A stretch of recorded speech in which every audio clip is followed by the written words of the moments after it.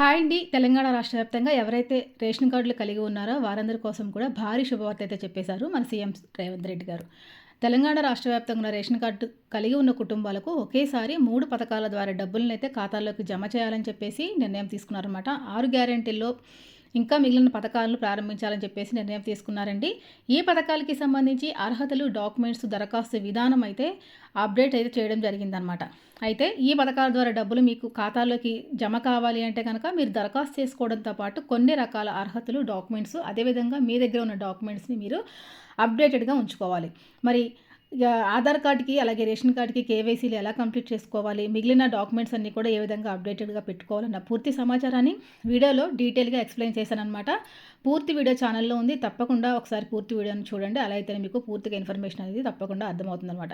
అదేవిధంగా ఎవరైనా కనుక ఫస్ట్ టైం చూస్తుంటే తప్పకుండా ఛానల్‌ని సబ్స్క్రైబ్ చేసుకోండి. Thank you for watching.